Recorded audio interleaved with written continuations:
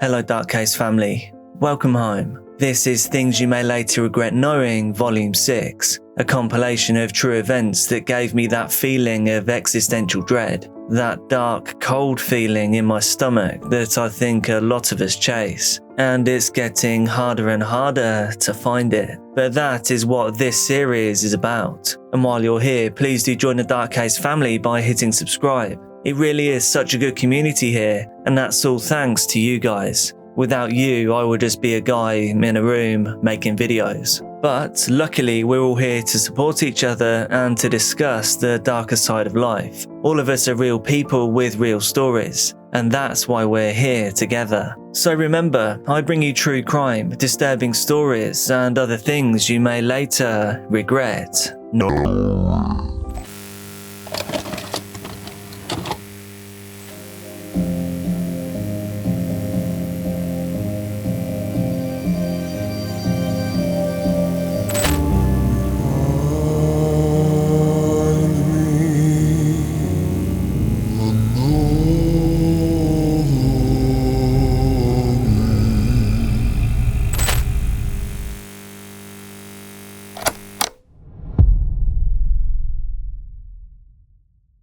During interrogation, the police informed this man, Thomas Perez Jr., that they had discovered his father, lifeless, and that he was now laying in the morgue. And so Thomas confessed to the murder, but nothing was as it seemed. Get ready for one of the most insane twists you have ever seen in today's Dark Case. Thomas Perez Jr. lived a quiet life with his father and their dog in Fontana, California. Fontana is a lively city in San Bernardino County. It's known for its friendly communities and beautiful views of the San Gabriel Mountains. It's a place where suburban charm meets urban convenience, and neighbors come together for local events and activities, and they have each other's backs. But for a few of its residents, their world was about to come crashing down.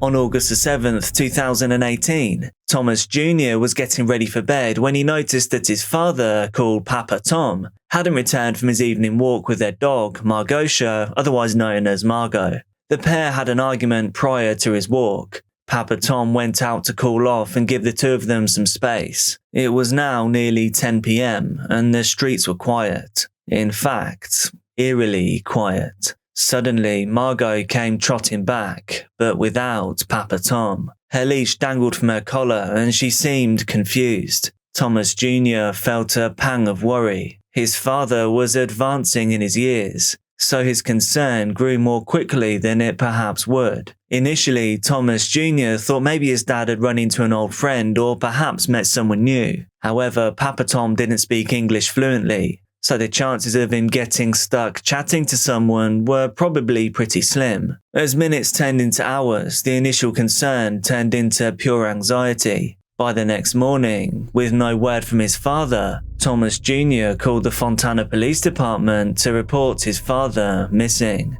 Hello, this is CSOP with Fontana Police. So we're going to put him in the system right now as a missing person. Later that day, Fontana detectives arrived at their home. It's really concerning to me that he hasn't been back yet. Thomas Jr. explained the situation. He mentioned the argument he had with his father the previous night, and the police seemed particularly interested in this detail. They latched onto this possible motive, keeping it in their back pocket should some more nefarious evidence come up later. Officers asked to look around the house. Soon they discovered Papa Tom's wallet and phone. Surely he wouldn't have left home without these essential items. But the next finding would turn the investigation on its head. Police found bloodstains. This discovery turned a missing person case into something far more serious. Thomas's anxiety skyrocketed. He felt the growing weight of suspicion, and detectives now took him to the police station for further questioning.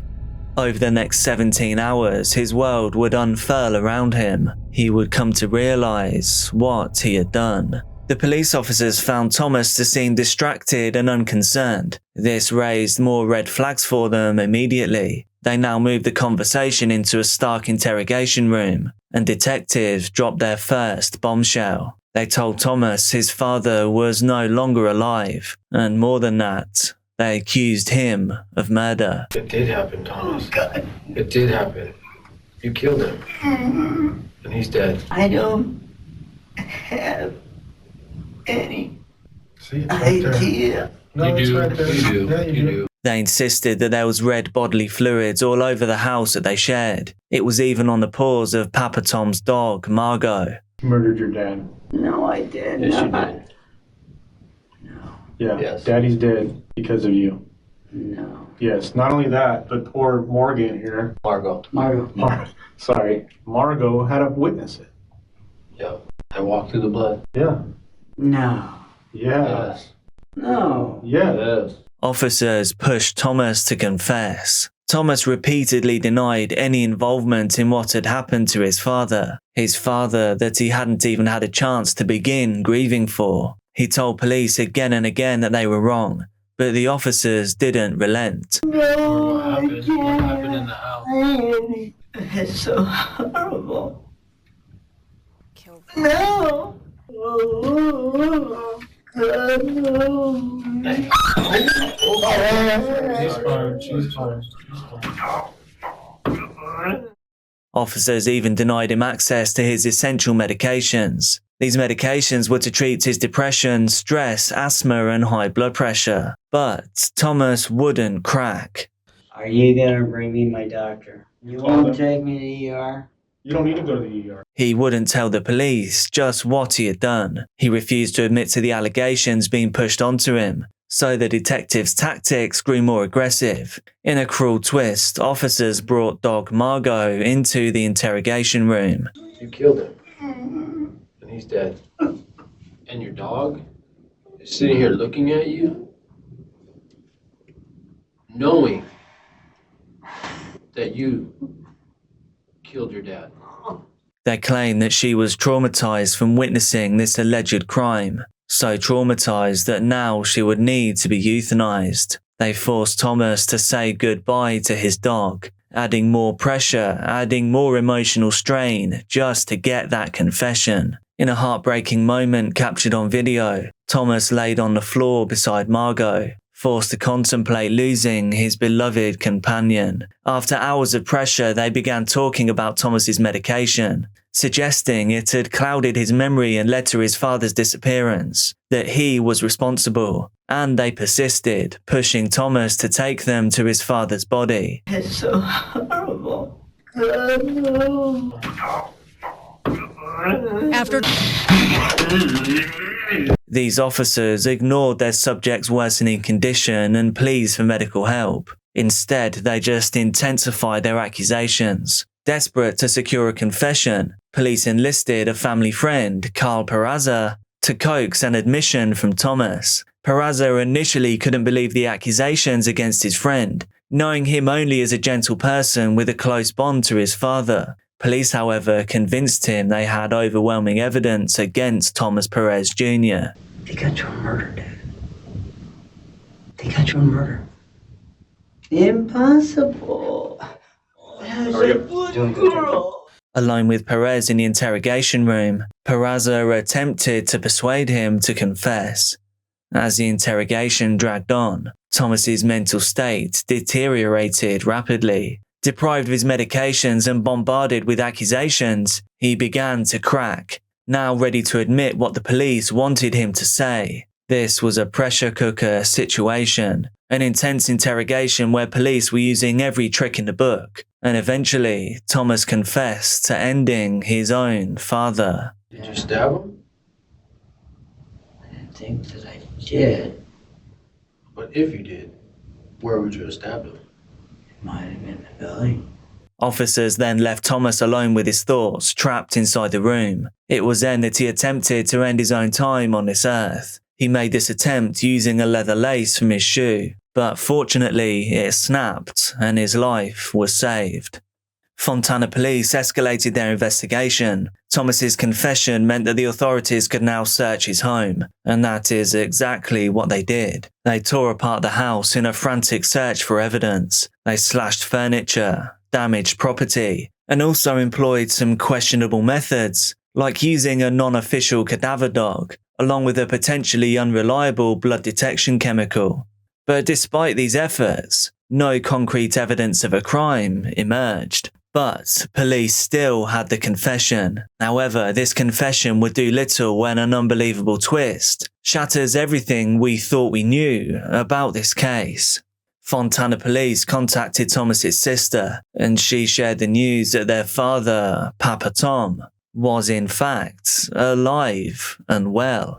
He had simply travelled without notifying Perez, visiting friends and preparing to catch a flight to Oakland. It seems he just had enough after the argument. This revelation burned the police's baseless accusations to the ground, and it lay exposed the flawed assumptions that had driven Perez to the brink and beyond. Thomas Jr. was in fact lucky to be alive following their actions. Absolutely unbelievably, even after confirming his father's safety, police subjected Thomas to further trauma. They detained him under a psychiatric hold known as a 5150, claiming he posed a danger to himself or others. He was forcibly hospitalized, isolated from communication, and you might think that this is fair enough considering his previous attempt on himself. However, during this time, he was kept unaware that his father was still alive, held against his will, believing that he had ended his father. He didn't find out the truth until days later when he was finally released. Carl Peraza, the man that had helped convince Thomas of his alleged crime, and who had witnessed the devastation inflicted on Thomas firsthand, eventually took his friend home to reunite with his father and Margot the dog. A dog who, thank goodness, had narrowly escaped euthanasia. The emotional toll on Thomas, his father and Peraza was profound. They all now struggled to comprehend and recover from the nightmare inflicted upon them by the Fontana police. 6 days after Thomas Perez Jr. first contacted Fontana police to report his father missing, and 4 days after his father was found alive, the police department sought yet another search warrant. This time they aimed to place a GPS tracker on Thomas's car, suggesting without evidence that a third party might have been the victim of a homicide. Jeffrey Noble, a seasoned expert witness and former deputy police officer, heavily criticised this move, stating that no reasonable officer would have seen it as justified under the circumstances. Despite their persistent efforts to uncover any evidence of a crime, the searches yielded nothing incriminating, prompting them to abandon their fruitless pursuit. Thomas was being persecuted for absolutely no reason, apart from perhaps that the police force had embarrassed themselves, and, in my opinion, potentially wanted to inflict revenge to quell their blushing cheeks. Frustrated and desperate to clear his name, Thomas decided to pursue legal action against the Fontana Police Department, a challenging endeavour given the broad protections afforded to officers under qualified immunity laws in the United States. During court proceedings, Fontana police officers defended their actions, claiming they were following standard procedures and training protocols. They argued that their use of deceptive tactics during the interrogation was indeed permissible under the law and department policies. This included misleading Perez about the strength of the evidence against him and manipulating the truth to pressure a confession. Steering emphasized that in his 4 decades of legal practice, he had never encountered such egregious mistreatment by law enforcement. And all of this didn't have to happen. Papa Tom was safe all along. If the police hadn't have contacted his sister after 17 hours of relentless interrogation, they would not have discovered that his father had visited a female friend in El Monte and then travelled to Los Angeles International Airport to catch a flight to Northern California. This revelation, this truth, starkly contrasted with the narrative spun by the police that they pushed as reality during the interrogation. Fontana officials responding to public scrutiny defended their officers' actions, claiming that they had reason to suspect Thomas, and this was based on evidence like bloodstains and a cadaver dog's alert. They denied allegations of harsh interrogation tactics, stating that Thomas Perez Jr. was not isolated for 17 hours and he was provided breaks and food. However, a closer examination of the interrogation paints a different picture. Thomas's legal team, through depositions and evidence from the investigation, raised serious concerns about their client's treatment and the risks faced by anyone accused of a crime, guilty or not. Finally, nearly 6 years after these traumatic events unfolded, the city of Fontana reached a settlement agreement with Thomas. They agreed to pay him $900,000 to resolve his federal lawsuit, which alleged mistreatment during his interrogation. WCPO journalist Elaine Green began her path to TV notoriety as a model on the long-time aired popular US talk show, The Mike Douglas Show, which began broadcasting in the early 1960s. Elaine was then hired in 1969 by Al Shuttlecott to be a fashion reporter for WCPO. Elaine and Al would later become an item. Being a fashion reporter was a position that required plenty of knowledge on the subject, but few real journalistic skills. However, Elaine had a natural talent for being in front of the camera. She quickly built an easy rapport with people, and so her interviews came across as very natural. Partner Al saw her promise, and so he personally trained her to be a news journalist. So no matter her routine, she really did seem born to do this. She took to news reporting like a duck to water, a position she would stay in for over a decade. WCPO really became her home from home. She had dreams of one day marrying her partner and boss, Al, as well as starting her own production company and becoming a real media powerhouse. She was more than settled into the news station, covering stories throughout the entire 1970s. On the morning of October the 15th, 1980, whilst outside in the parking lot of WCPO studios, Elaine came face to face with a man that would shatter her world. This man was named James Hoskins. Very little is actually known about his background, but he was born in 1939, and he had a girlfriend, a woman named Melanie Finley. What we do know though is that James had plenty on his mind. James apprehended Elaine whilst wielding a 9mm semi-automatic rifle and 5 revolvers. Elaine was now James Hoskins' hostage, along with the cameraman who was also in the parking lot. James wanted to take over the airways, but it was 2 a.m. Elaine thought on her feet. The man wanted to make a live statement, and who was she to argue? He was the one with the guns. Elaine did, however, make a counteroffer. Instead of a statement, she would interview the man. WCPO was a big station signed by the EW Scripps Company that also covered Ohio, reporting on many important items daily, all of them scheduled. So Elaine, thinking on her feet, did well to steer him to the interview. Regular viewers tuning in that day must have been a little taken aback when the show began. It started suddenly with a live broadcast. Case? Well, I really didn't have anything together, but there's been so much violence, and I don't know, it's gotten to the point that the police they have these magnum weapons now. They can't hit with them. They keep blowing people away, and it's just a lot of things that really got me upset. But turn off for a second. Let me get my act together here before. There's not enough attention paid for the poor people in the over the Rhine area, and there seems to be in the country a growing kind of thing to keep black and white at each other's throats, to keep the rich on top, so the poor people have no way to fight. The police have become the knights, the buffer between the rich and the poor. And the poor, I don't know if you've ever been in the over the Rhine area to see the old people. They have nothing. I watch them. They have nothing. They sit in their bed all day long, and that's all they have to look forward to. Nothing's happening for them. Nobody cares. Nobody does anything for them. And if the court system is the same as it used to be, blacks, poor whites, always get the shit end of the stick. And it's just, it goes on and on. It seems like the things you should be covering, you don't cover. You never come into the area unless somebody gets wasted. They're displacing people. They tear the buildings down so that when the people come into the convention centers, they don't have to look at the poor people. They come into the new hotels that are being built. They're not going to have to look at the poor people.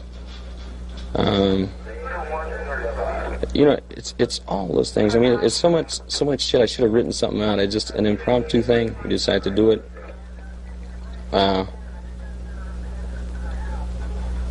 And the violence has gotten me to the end, and I can't comprehend it anymore.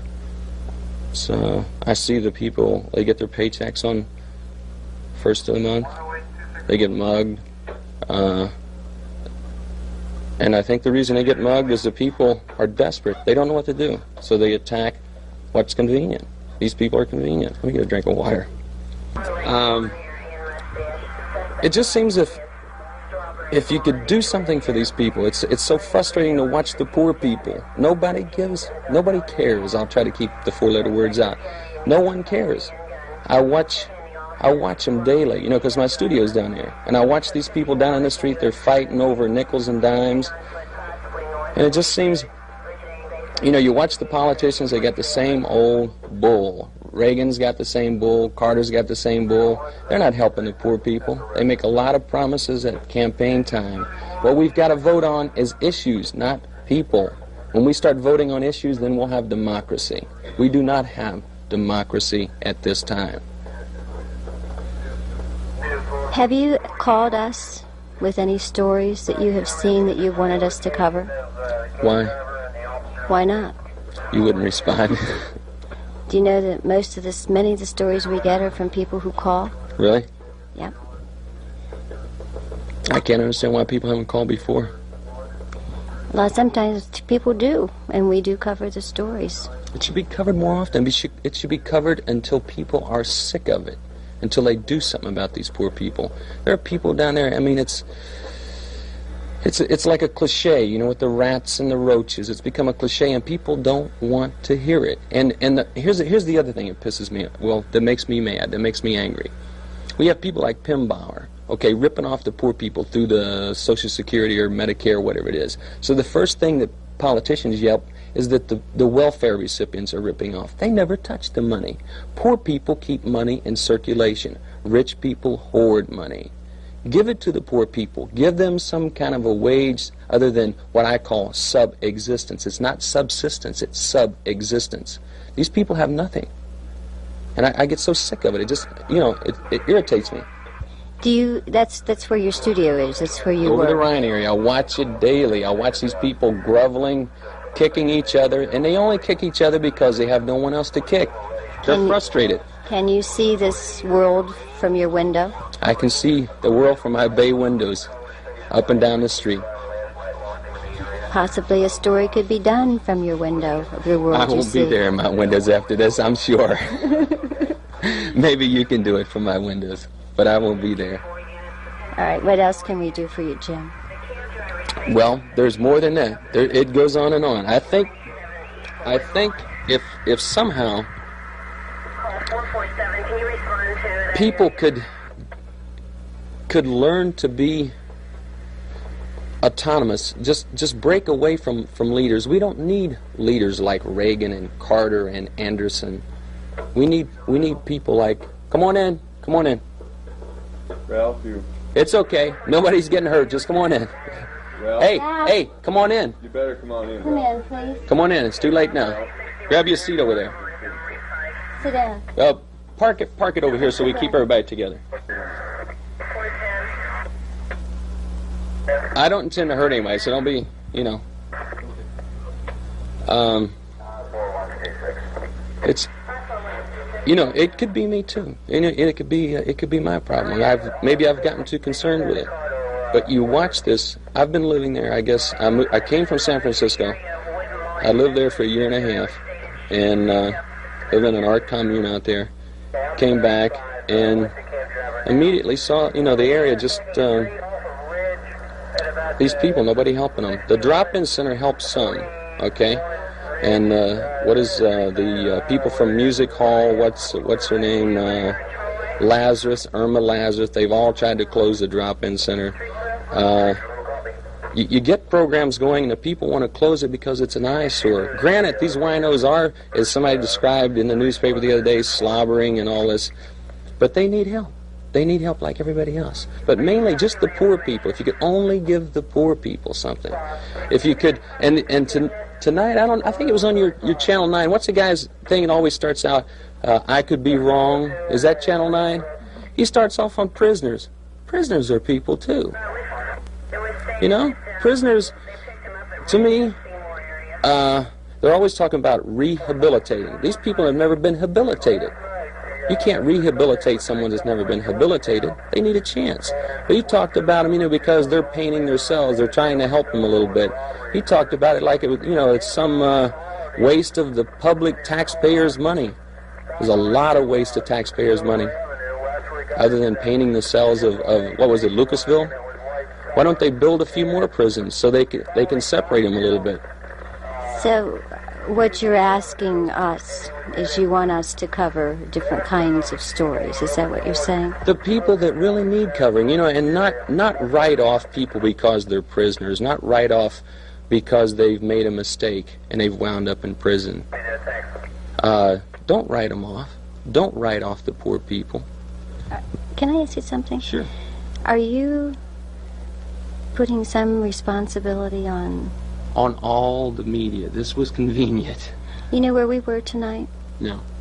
We were at General Hospital, and we were filming a story on a surgeon removing some kidneys from a cadaver, and those kidneys are going to go into 2 people. It's going to save their lives. 2 people who are needing help. Mm-hmm. And we're going to tell the people about that, because if they know more about that, maybe other people will donate their kidneys or their eyes or their hearts or something to help somebody else. That's a helping story. That's not a negative story. Well, I'm not saying that you always do negative stories. I'm just saying that I don't think there's enough attention paid to the truly poor people. Like all the radicals from the 60s, where are they now? Where's Abby Hoffman, Jerry Rubin, Eldridge Cleaver? Where are all these people? They're the establishment now. They're hustling bucks. They don't care about the people anymore. When I was in San Francisco, Bobby Seale was running for mayor of Oakland. And he was the only one I considered a real revolutionary, and I couldn't believe it. Here he is running as a mayor for Oakland, doing a whole weird old number, sucking with the people. Just sucking, just sucking. I couldn't believe it. Jim, we have probably another minute or so on this tape. Is there any other point you wanted to make? I can't think of any point I want to make, except give me a place where the police can come and get me and we're going to shoot it out. And you people can leave. Here? Well, I don't see any other place for me to shoot it out. They've got their magnums. They want to hurt the poor people in the street. I've got my magnums. I'm ready. I'm loaded. How would that help them, though? All these idealistic things you just said. How? He seems such a nice gentleman. No, you could do. I blew my girlfriend away tonight. It's over for me.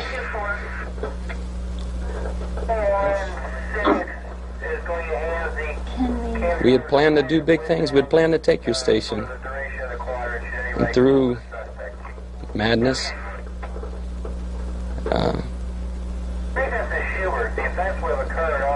disagreements, and just madness on my own part. I'm on disability. We used the disability. Initially, I used it. We learned in San Francisco, this is a hustle. You learn to use disability to buy weapons. You grow dope to buy weapons. People are arming. Everybody's arming. And in the process, somewhere along the line, through taking Valium, tons of Valium, and some other kind of weird drugs, just trying to keep in there so they continue to give me the money so I could buy. I bought all kinds of lathes. I laid out silencers, passed them on to other people. Had a whole factory of milling out mines, landmines, all this crap. And just, we'd been doing a lot of things. And just, I can't say if it was the drugs. I've done angel dust. I've been into drugs. I shot her. She's dead. How can we help you now? You can't. I'm dead, man. What do you want to do now? Give me a place to fight them. Do you want to go out in the parking lot? That's too easy. I want them to have to come through doors to get me. Do you have a suggestion? May we leave, Jim? Certainly. I don't want you hurt. I told you that in the very beginning. I'll return this man's revolver. I don't think you want to be hurt either. I really don't. We don't want to see I you have no hurt. choice. I have murdered my girlfriend. I have been taking this weird drug. I am out of my mind, But man. you can get help. I can't. We planned. We did all these things. This whole thing was planned back in San Francisco. It was all started out. We don't want to see you hurt. You don't want to see me hurt, but they're going to hurt me. There's no way around it. You gotta have faith. We're trusting you. You're trusting us right now. You don't believe in people? That's what, over the period of time, I've become paranoid. I tell you, the drugs or the angel dust people turn me on to angel dust. They did numbers on me in San Francisco that I ran from one end of the place to the other. Tripped out in the 60s on acid, couldn't do anything for maybe 5 years. I know that I'm slipping away. Can't we help you before you slip in? You don't want to slip completely I'm away. gone. I'm gone. All they'll do, I don't know.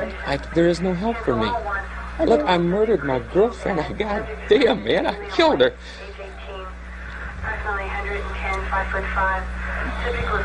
I'm trying to hold it together. I killed her. We want to help We had planned to do things together, and I went berserk. She's dead.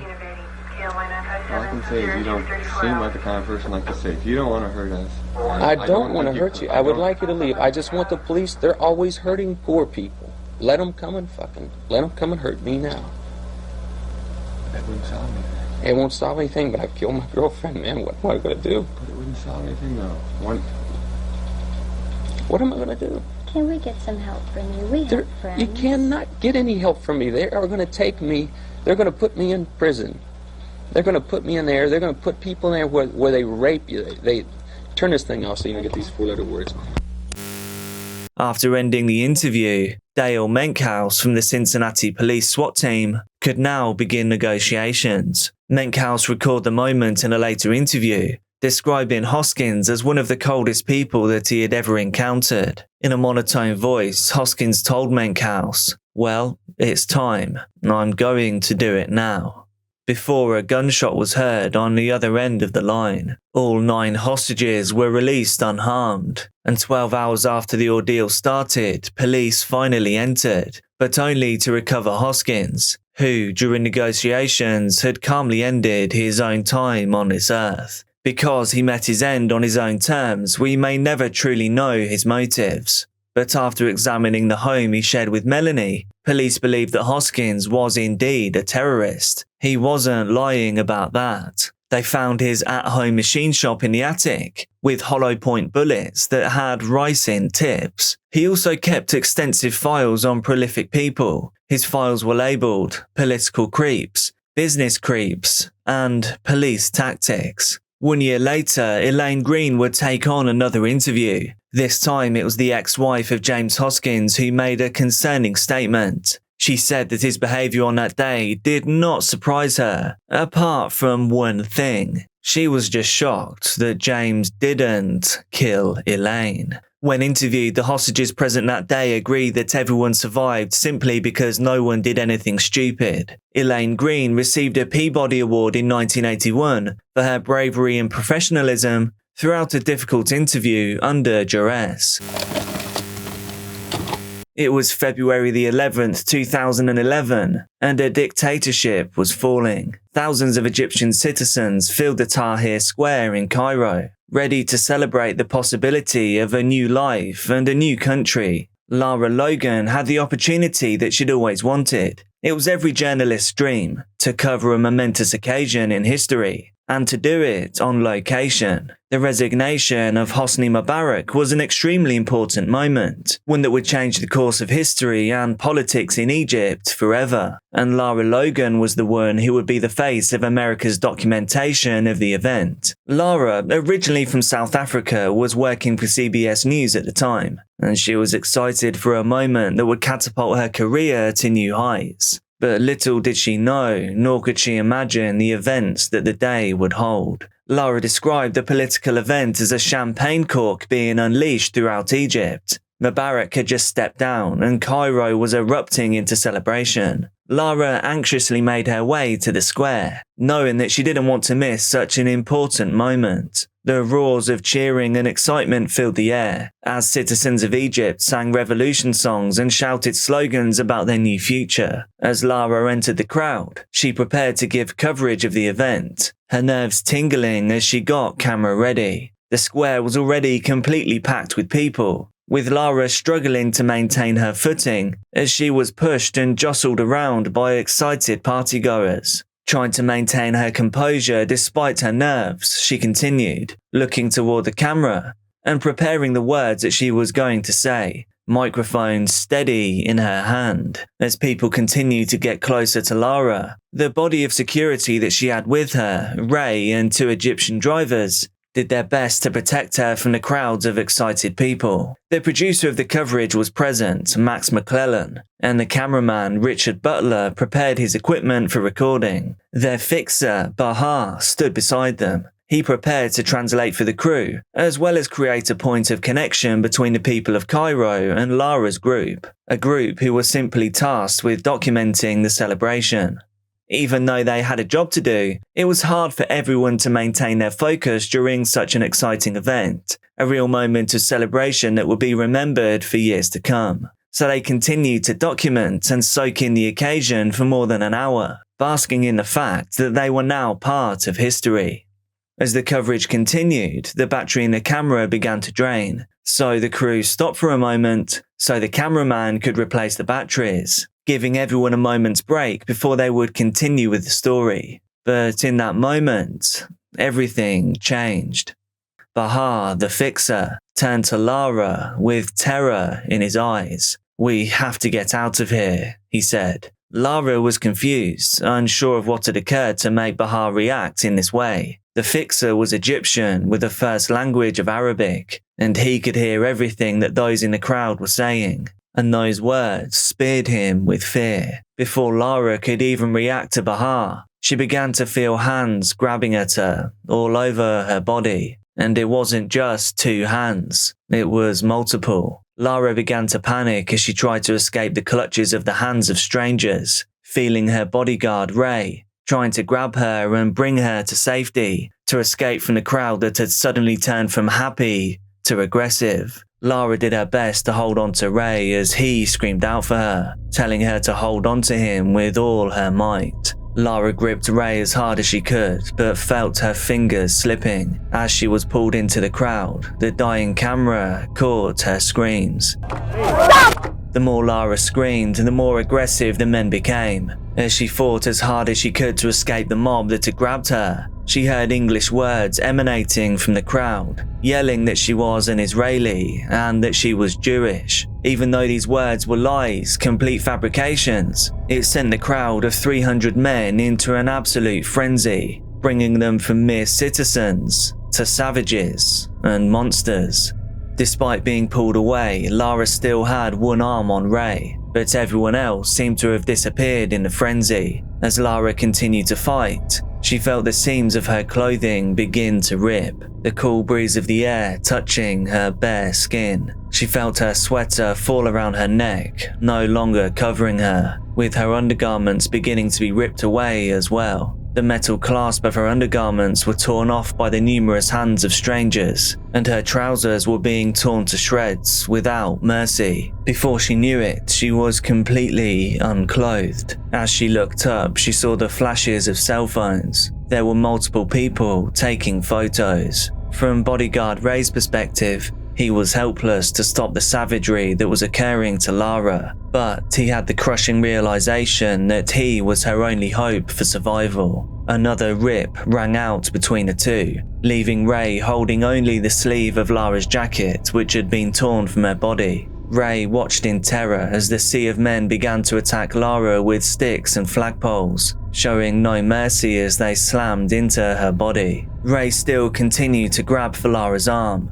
He refused to give up, knowing that if Lara had any hope of escaping, it was down to him. But this was not the end of Lara's torment. As she continued to fight the men off, Her world would begin to shatter. She felt the men's hands begin to violate her, and do so in ways she couldn't even begin to comprehend or predict. Lara held on to Ray with all of the strength that she could muster, knowing that as soon as a connection between them was lost, she would be gone forever. But the mob continued to attack her mercilessly, and as she began to lose her strength, she also lost her grip on Ray. Ray watched in horror as their hands finally disconnected, knowing now that Lara was without any type of aid in this situation, that this would surely be her final day on Earth.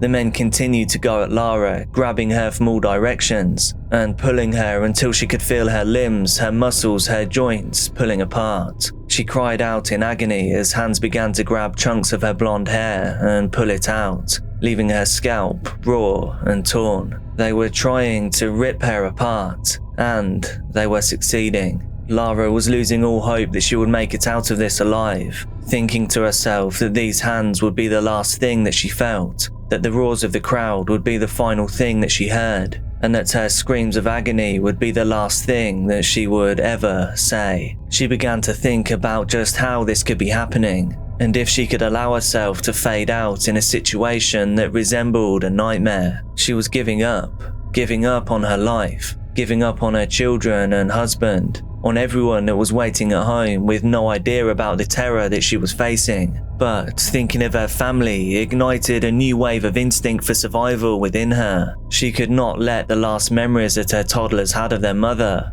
to be the woman that this crowd were forcing her to be. She needed to do anything that she could to stay alive, and if that meant enduring this ruthless assault, then that is what she would have to do. For 25 minutes, the group of men, monsters, animals, continued to assault her in all ways imaginable. Lara continued to be dragged along by the mob until they reached a fence. It was here that a group of Egyptian women were camped out to enjoy the celebration. When they saw the atrocities that were being committed against Lara, Lara fell into the lap of one of the women. She looked up to see her dressed fully in black. The only thing that could be made out was the woman's eyes. Before Lara could move a muscle, the woman wrapped her arms around her, protecting her from the hands of the demons that had been mauling her for the past 30 minutes. As the other women at the fence saw what was going on, they bravely rallied around Lara, creating an impenetrable barrier between her and the men.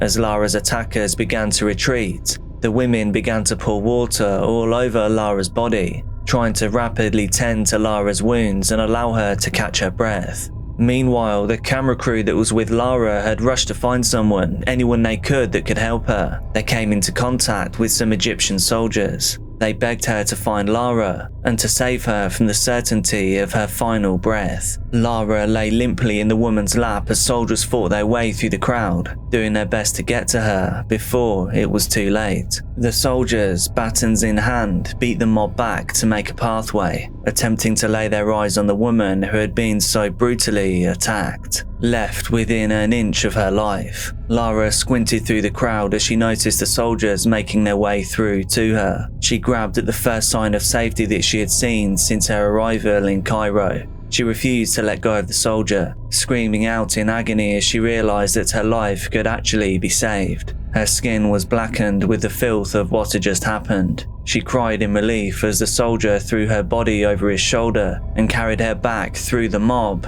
to safety. Lara's crew looked on in horror as they saw the state that she was left in, thrown over the soldier's shoulder, frail and beaten. The following morning, Lara was flown back to the United States to tend to her injuries, hoping that whatever damage she had was repairable. And so she stayed in hospital for 4 days. Her muscles attempted to regain their strength from being torn apart so ruthlessly. Every joint in her body ached, forced to relive the horrors of what had happened to her time and time again, through the hand marks and bruises that littered her entire body. Despite this, Lara had no broken bones and no internal injuries. She would survive. Lara felt as though she'd been given a second chance at life, but a second chance that she perhaps didn't deserve. As she reunited with her children, she couldn't help but feel overwhelmed by the fact that she was so close to losing them, to leaving her toddlers without a mother, which all originated from a simple news story. Lara's attackers were never identified after they retreated back into the crowd of people, and they have still never been brought to justice to this day, over a decade after the incident occurred. When a monster isn't caught for their crimes, they become emboldened, so I actually feel sick to imagine what these men have done since then. Lara used this experience to speak out about the commonplace harassment and atrocities that are committed against women in Egypt,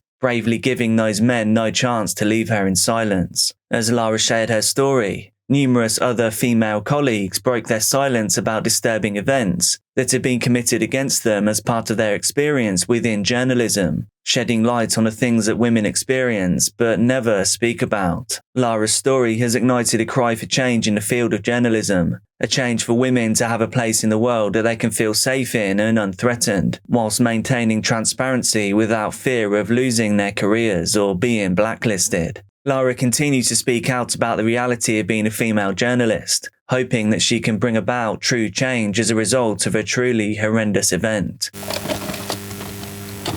Tammy Oldham Ashcraft was only 23 years old when she set out on a journey of a lifetime in September of 1983. Brought up in San Diego, where she'd spent all of her life, she was no stranger to the Pacific Ocean. After all, her childhood had been set against its backdrop. The noise of waves crashing on the beach would accompany her on the long walks that she liked to take there. When she met her fiancé, Richard Sharp, Tammy was excited to meet someone who loved the ocean as much as she did. She didn't realise that meeting him would be life-changing, but in a way that she'd never have been able to predict. Tammy met Richard in South Africa, where they were both working. She'd gone for a summer job, but instead came back cautiously hopeful that she'd instead found the person that she wanted to spend the rest of her life with. Richard, who had been thrown out of the Royal Navy Academy in the UK, loved sailing and loved the ocean just as much as Tammy did. The two of them bonded over their shared passion, excitedly swapping plans and hopes for what their future could likely be together, both on and off the water. In a move that sounds insanely romantic, Richard built a yacht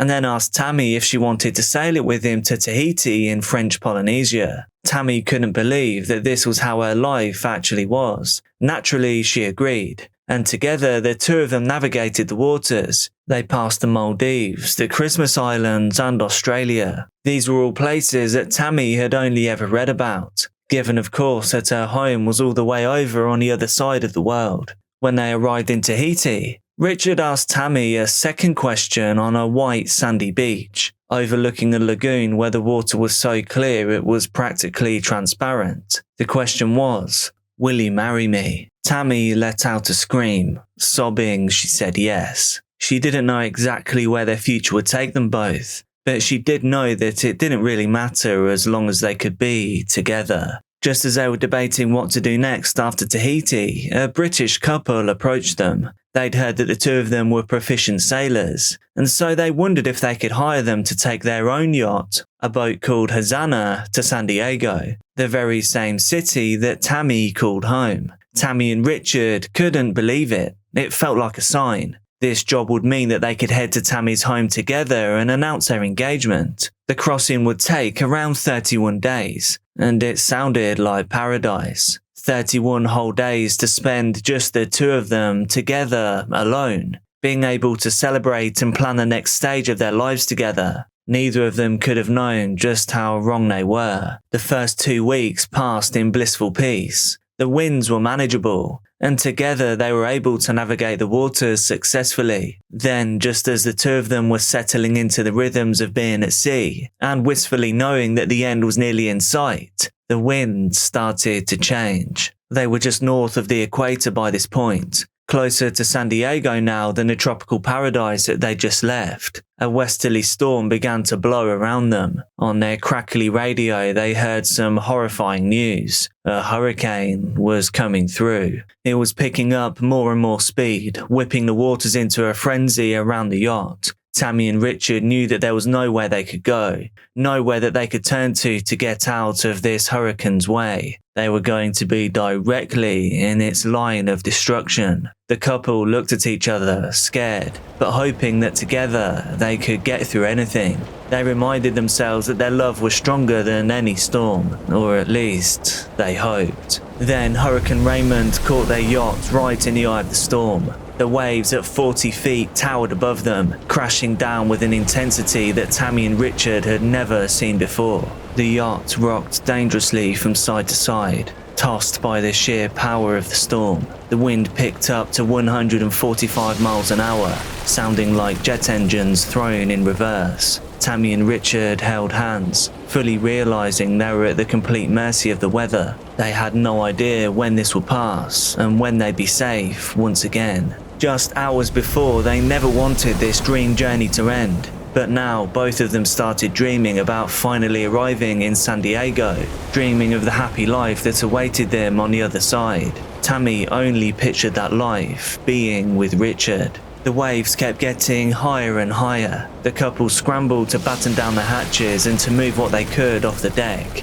Loose objects started to fly from the force of the wind. They pulled down the sails before they capsized the vessel, and now they had to navigate the waters with just the yacht's engine. The sea was so unbelievably strong that they'd momentarily become airborne, before crashing down violently with a shudder so strong that they both feared it would cause the boat to break. Tammy and Richard looked uncertainly at each other. Richard was in the cockpit with a safety harness and tether, and they both hoped that they could just get through the worst of it. But then the waves would come from a different direction and break down over them. Tammy and Richard were left wondering all over again if they really could make it through. "Go below deck," Richard yelled, and there was no time to argue. Tammy scrambled as fast as she could, slipping as she opened the hatches, and she threw herself inside. She then attached her own safety harness, and as she did this, she heard Richard screaming, "Oh my God." Right at that exact moment, Tammy felt the boat drop out from underneath her, and then after that, nothing. The force of the waves had capsized the boat, causing Tammy to fall and hit her head upon landing. Red was now leaking from her head, and she lay unconscious. The head injury was so severe that she would see out the rest of the storm without even knowing it. And then Tammy awoke almost 30 hours later. Groggily, she slowly came to. The water surrounding her was now eerily calm.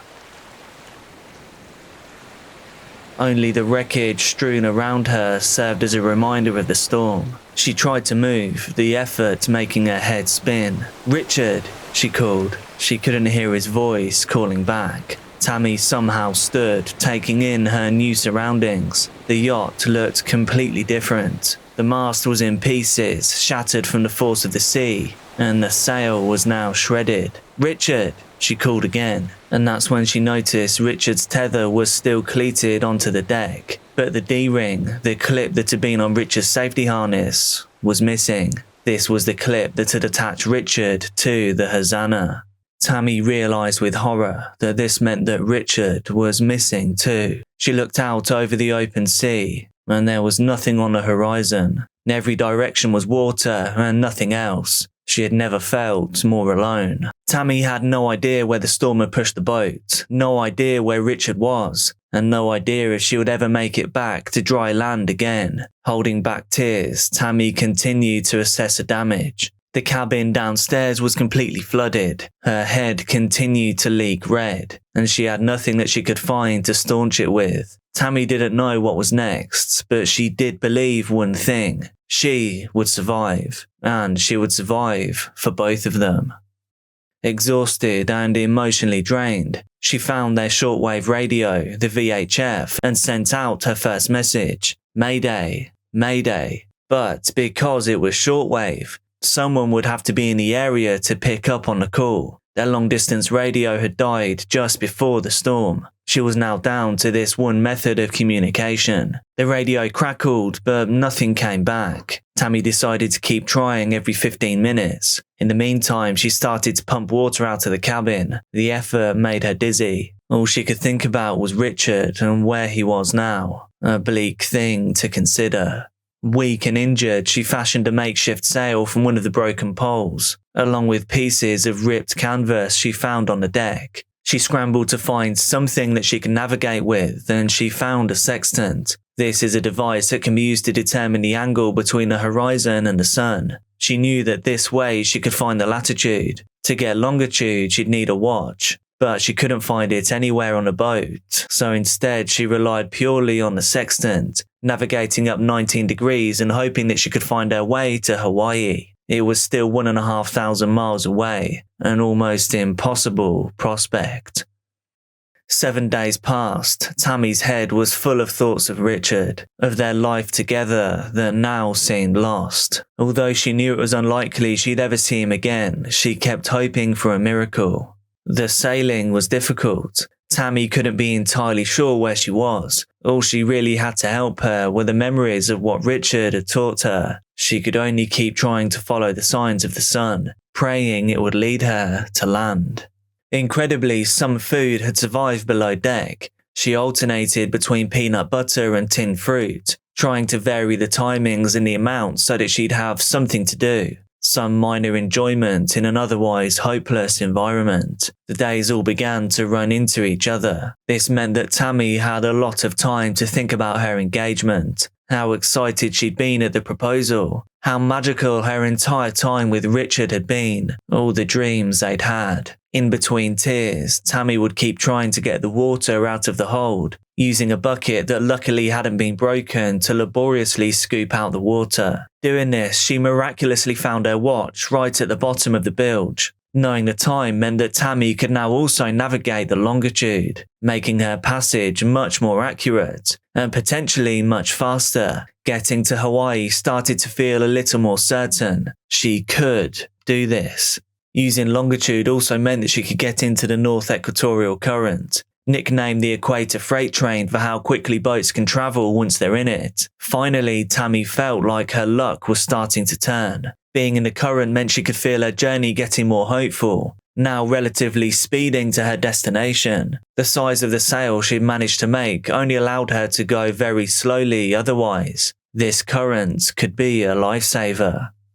To keep sane, Tammy journaled in the ship's log to make sense of her days adrift, and at night she'd go to sleep with Richard's shirt wrapped around her, and even though it was damp, it still held the smell of her fiancé. She talked to Richard, imagining him encouraging her to keep on trying, to fight on for the both of them, even though Tammy knew deep down that only the ocean heard her whispers.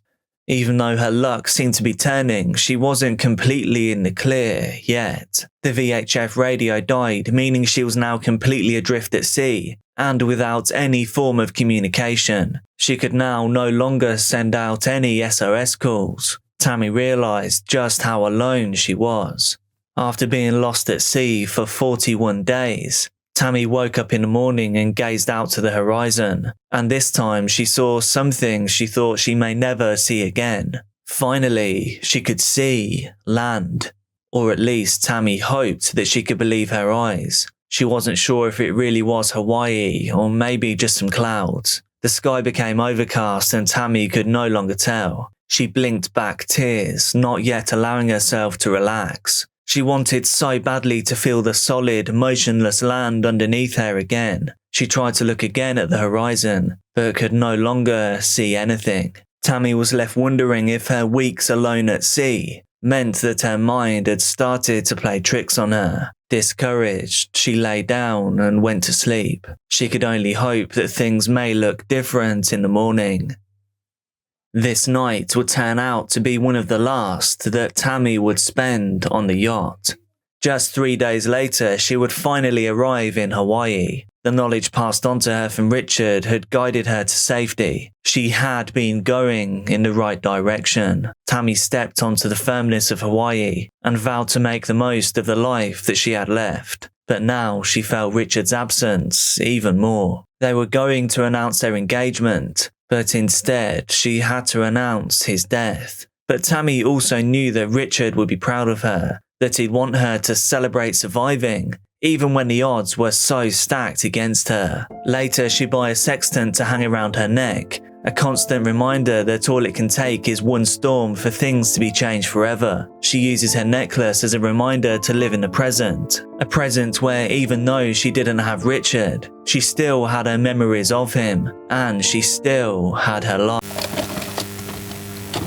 The sun shone bright over Alpine, Utah, illuminating the rugged trails of the Wasatch Mountains, casting glimmers across the swollen rivers. It was June 7th, 2024, and the late afternoon air was fresh and cool. This was thanks to the melting snow making its way down from the mountaintop. The sun began to set. Long shadows were cast all over the deserted trail. It was now that two hikers passed through near Horsetail Falls. They were drawn to the spot by the beautiful views and the peacefulness of the area, their day seeming perfect as they chatted and laughed. But as they approached the river, they noticed something out of place. A lone dog was sitting by the water, looking lost and concerned. It was obviously unusual to see a dog by themselves. Usually they'd stay close to hikers, their owners.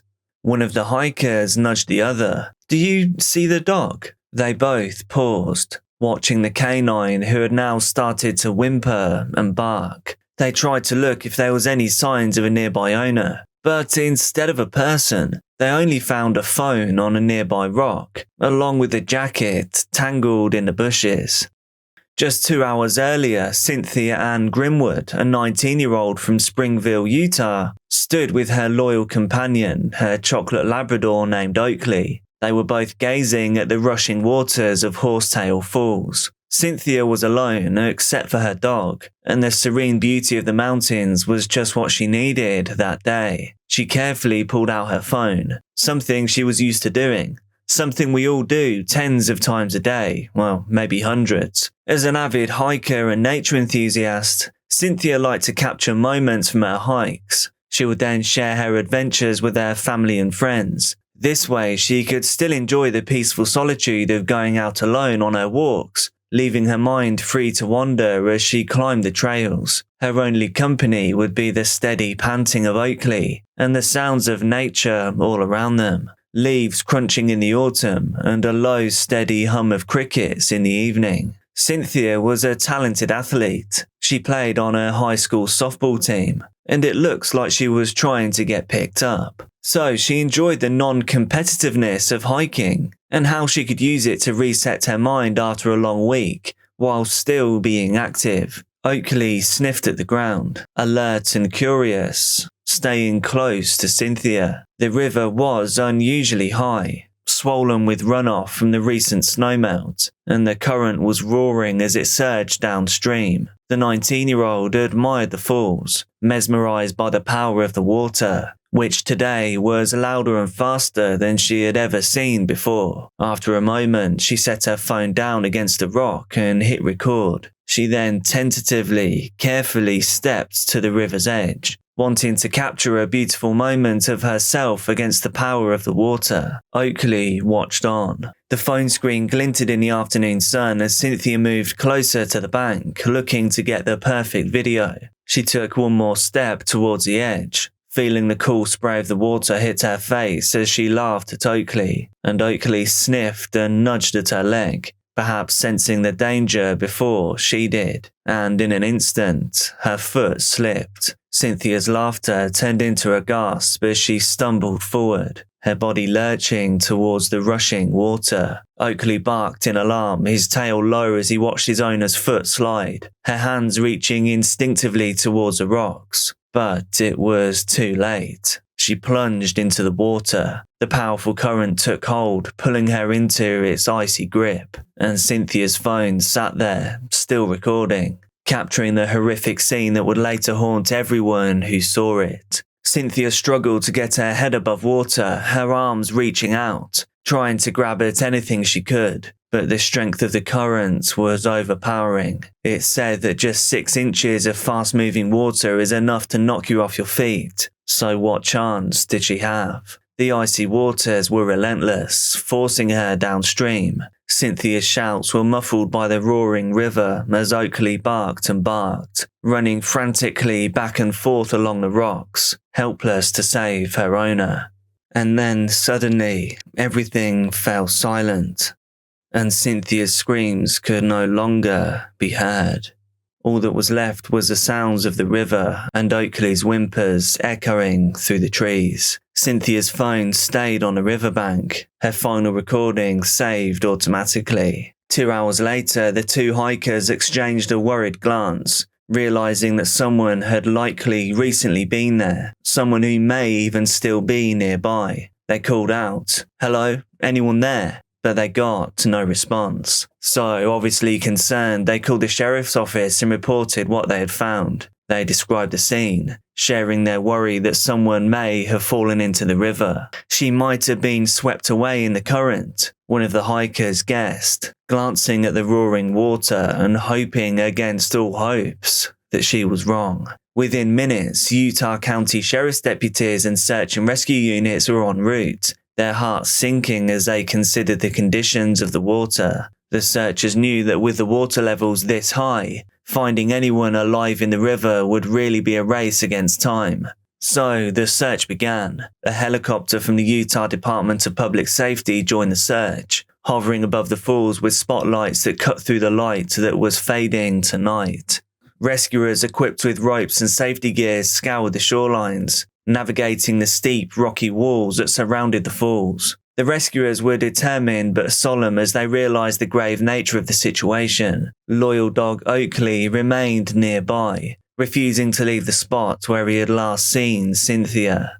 Volunteers tried to comfort him as best as they could. The dog's loyalty was unwavering. He sat quietly, his eyes fixed on the river, as if waiting for Cynthia to reappear from the swirling water. And then, finally, as night fell, the searchers located a body. It was 100 yards downstream from where Cynthia had been recording, and sadly this body was Cynthia Ann Grimwood.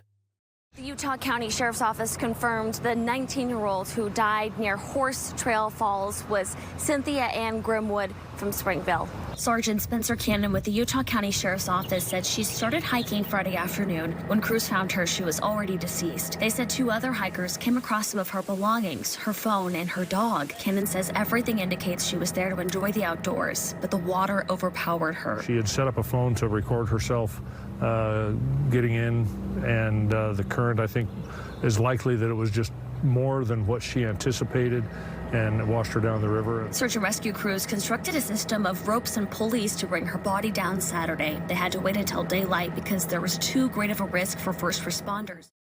After falling into the water, she had become wedged beneath a tangle of fallen branches and rocks, trapped under the force of the current. The searchers made several attempts to reach her, but the river's power proved too dangerous to attempt a recovery that night. The steep rocks surrounding the area were too difficult for the team to access. Officials briefed Cynthia's devastated family on their tragic discovery. They explained that the conditions of the water made it too perilous to retrieve her body right away. "The area's just too dangerous tonight," Sergeant Garrett Dutson told them softly. "We'll have to wait until morning when the water is calmer and safer to navigate." Cynthia's family listened in shock, grappling with the reality that their daughter, their spirited, adventure-loving daughter, had been lost to the mountain she so adored. Meanwhile, search and rescue volunteers took turns in the solemn task of keeping watch over both the river, making sure there was no changes to where Cynthia's body was, and over loyal dog Oakley, who still refused to go anywhere.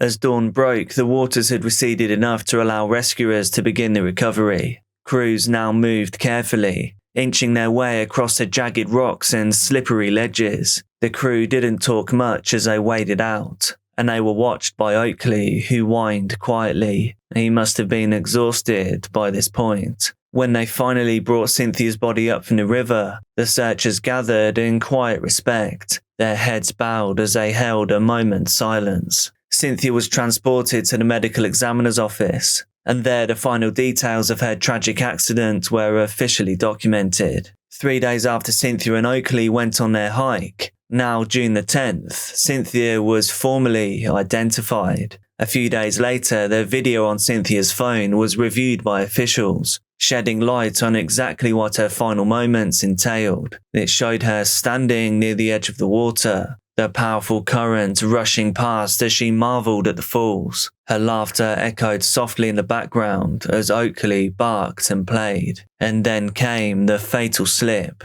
the camera capturing her fall into the water, her struggling against the relentless current, and her unheard calls for help. The footage was heart-wrenching. However, it provided much-needed clarity and it confirmed the sequence of events. Cynthia had set out that day intending to capture a memory of beauty and nature. Instead, she captured her own final moments, a reminder of the power of nature, no matter how beautiful it may seem. In the days that followed, news of Cynthia's death spread and her community mourned deeply. Friends and family held a vigil at the trailhead, placing flowers and messages of love and remembrance. And dog Oakley, having returned to the family, sat by her parents during the vigil, his head resting quietly in their lap. Sergeant Spencer Cannon of the Utah County Sheriff's Office later spoke to local news, reminding others of the caution needed around fast-moving water. However, just one day later, a preteen male was swept away into the Provo River near Bridal Veil Falls,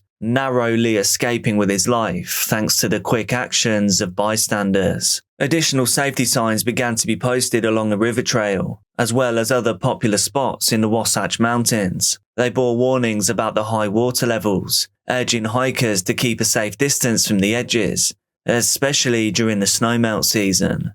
Most people want to find a way to channel their grief into something positive, and ensuring that Cynthia's story would raise awareness and hopefully keep others safe felt the best way to do this. Back at Horsetail Falls, the river continued its path, unabated and cascading down the rocks as it always had. The trail felt quieter now, marked by a small memorial stone placed by Cynthia's family, a family that hoped it would encourage others to appreciate nature's beauty, but to do it with care. Those who come by the memorial pause. People that knew and loved Cynthia left flowers and handwritten notes, while strangers would stand and think about the young woman whose life ended too soon, simply doing something that she loved. There was a small engraving of Oakley on the marker next to her name, in memory of all the hikes that they had done together, and in memorial of their final moments together. Oakley would often lay beside this marker when they passed it, his eyes watching the path as though waiting for Cynthia's return, his disappointed whimpers always sounding like he slowly realised that Cynthia would never hike with him again. This loss was deeply felt, but Oakley's excitement when he ran ahead of his family on the trails, and the beauty of the shifting seasons were always a reminder of why Cynthia had loved nature so much. Her family and friends can perhaps find comfort in knowing that in every breeze, in every rustling leaf, and in every mountain stream, in a way, Cynthia was there, forever with them.